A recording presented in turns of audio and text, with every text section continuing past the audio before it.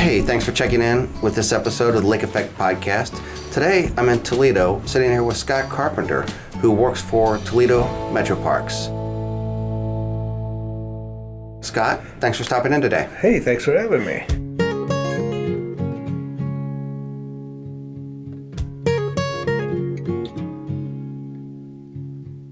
What do you do?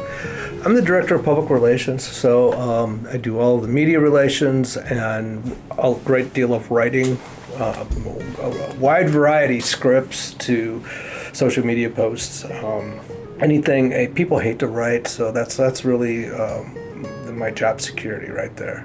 Aside from Lake Erie, which is the main water feature, I believe, in northwest Ohio, the Maumee River comes right through downtown Toledo. So what can you tell me, how important is the Maumee River to Toledo Metroparks and the residents and visitors in Toledo? Yeah, so the Maumee River is the largest river on the Great Lakes, and right downtown here where we're at, the river's really part of the lake. It rises and falls with Lake Erie, so when you're looking at the river, you are looking at a piece of Lake Erie. But the river is our roots. Sidecut I mentioned, where the walleye fishing takes place, was the first Metropark. That's where it all started. We now have 6 Metroparks on the Maumee River. So our oldest and our newest parks are both on the river. What does Metroparks offer for people who want to camp, either tent camping or are there RV sites, or what's going on with Metroparks as far as camping? I mean, this is a major metropolitan area which most people do not associate with camping at all. We do. We have camping at multiple Metroparks. The biggest park is Oak Openings, and we have 2 campgrounds there, 2 cabins that are available to rent.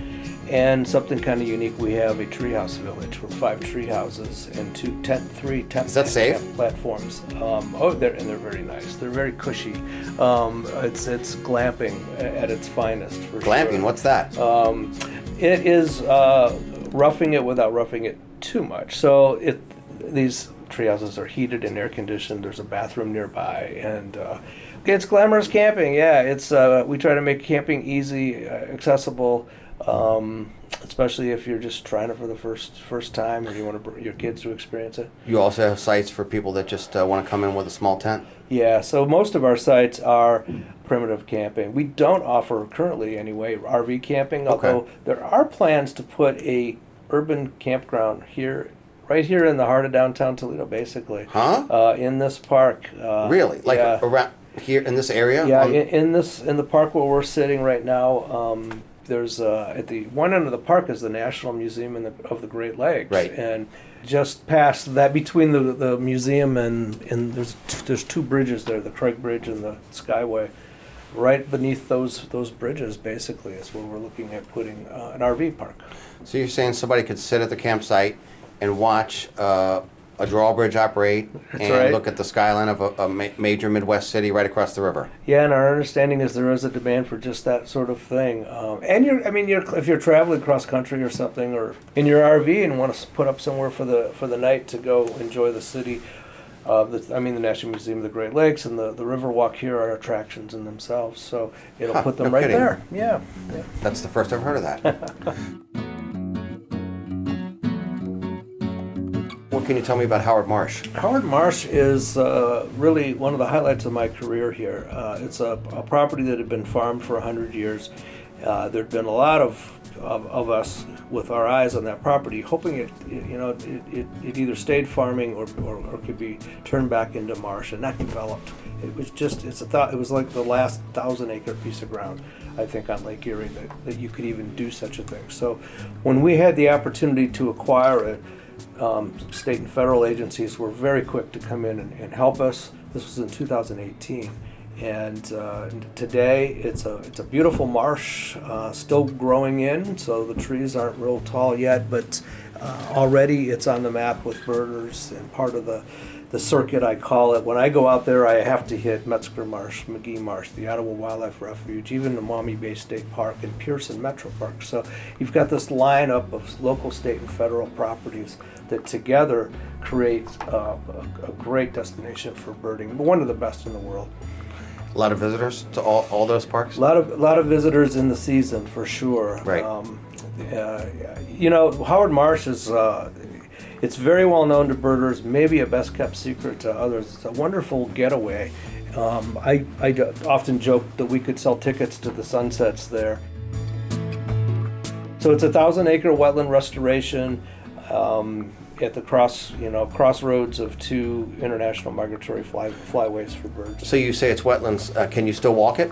You can still walk it. We have boardwalk. There's a new area that just opened last fall, and the old area and new area, if we call them, have boardwalks that take you out over the marsh, and there is over 6 miles of hiking trail on dike tops. It's also a popular spot for kayaking. There's, I think, about 6 miles of water trail through it as well. Really? A unique feature that people talk about at Oak Openings that include small sand dunes, which most people did not know there was in Ohio, and until a few years ago I did not realize. What can you tell me about the sand dunes at Oak Openings? Yeah, so Lake Erie, that was once the beach of a predecessor to Lake Erie, Lake Warren. And there's still sand from the old beach there. It's a really unique area that I won't do justice to. It's globally rare. The Nature Conservancy once listed the Oak Openings region on a list of the 100 last great places on Earth, they call it. From on top of sand dune, you could throw a softball and land in a wetland. That close? That close. So you'll find prickly pear cactus growing in the sand. Wait. Yeah, prickly Back pear up. cactus. Cactus in Ohio. Cactus in Ohio? Yeah, also orchids, native orchids growing Really? there. It's a botanist dream and a birder's as well. What about school programs? Are there any programs? Are there any projects where school kids go to the parks from the Toledo area? Yeah, quite a bit. And probably the best example is another little wetland area called Manhattan Marsh, which is right here in the city. Never heard of it. Manhattan Marsh is it was like move-in ready for a park. Neighbors had purchased the property around it to preserve it. It's this marsh in North Toledo. We put a trail around it, some boardwalks going out into it. But the coolest thing is that it's connected to a school, a STEM academy for younger children. They've already, even before we made it a metro park, they were already using some of that property like a land lab. So we cater to them quite a bit. These are our feature naturalists. One of my future bosses is probably in 4th grade there now. And they have the opportunity to go out and have a living laboratory right out their door. But we work with all the school districts around here. We do summer camps. We have a program, our membership program supports called Connections Camp, to make sure that all kids have an opportunity to go to summer camp, no matter their family's financial situation. So yeah, getting kids outdoors, it makes lasting impressions, as I've seen, like with my own kids. There are some other waterways coming through the area, like Swan Creek. Does that come through any parks? Yeah, so Swan Creek begins actually in Oak Openings Metro Park. Really? And, I did not know that. Yeah, travels through town and empties into the Maumee River, a stone's throw from where we're sitting, right in downtown Toledo. So it's our 3rd longest stream, second or third after the Maumee River. The other one is the Ottawa River, which starts out as 10 Mile Creek, turns into the Ottawa River, and empties into the Maumee River as well. Yeah, over 30 years ago, I wrote a column for a weekly newspaper where I was editor, called Lake Erie Journal.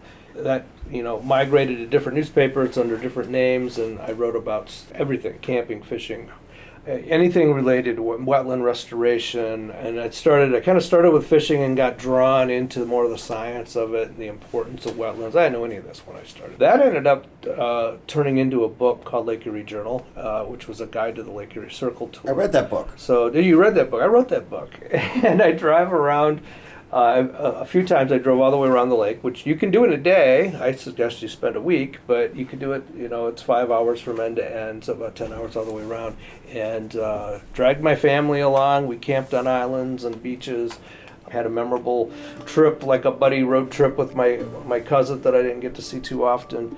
And sold stories along the way. because you don't, a big secret, you don't really make a lot of money writing books. But Amen, brother. you do it to do it, I think. So Lake Erie's just been something that's, I'm so connected to it now. I can't extract myself. I was fortunate I lived in Oregon, Ohio, where Maumee Bay State Park is today, but the park wasn't there when I was growing up. So we lived on Lake Erie, and I couldn't get there, so I didn't really have any connection to the lake. I was a newspaper reporter when they were developing the park and wrote about it probably way too much because I was so excited about it. And now we've got this beautiful lodge in this park right on the bay of the Maumee Bay of Lake Erie. So it's been a great time to be alive, to see all the positive things that have happened. And the lake still has its problems, but it has more going for it than its reputation might indicate. So being here and being involved in my small way, in the communication end anyway, with preserving wetlands that benefit Lake Erie is kind of the culmination of my whole career. I believe you told me you just turned 60? I turned 60 and you got yesterday. You got some new tattoos. I did, yeah. What can you tell me about your tattoos? How did that come about? Well, 8 years ago, a young woman came into our office and offered to do tattoos and raise money for Metroparks. And so I made the comment, stupidly I think, that I would probably do one of those tattoos. Our Dave Zank, who's now our director, he wasn't then, challenged me to that if we ever reached our goal of 13,000 acres, I would get a tattoo. At the time, I might add, I was assured that wasn't possible. And that was 8 years ago, you said? 8 years ago. Okay. I don't know how many acres we had at the time. Probably 12. We had hit 12. We had hit 12,000 acres.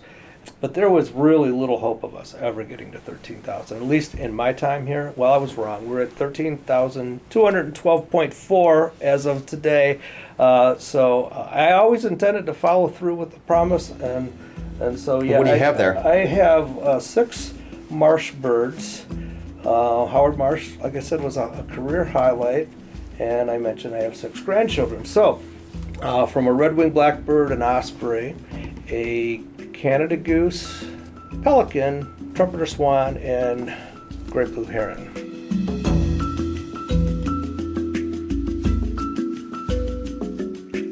Hey, thank you so much, Scott, for taking the time out today to talk to me about your journey with Lake Erie and Toledo Metroparks. And hopefully one day I will see you around the lake. Thanks for having me.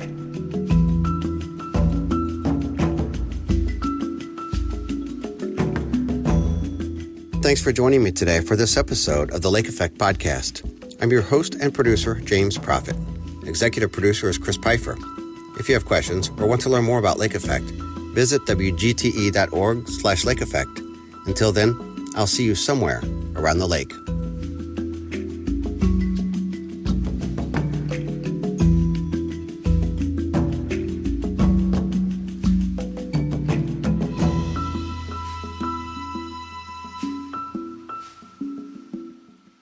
WGTE. Voices around us. WGTE is supported in part by the American Rescue Plan Act funds allocated by the City of Toledo and the Lucas County Commissioners and administered by the Arts Commission.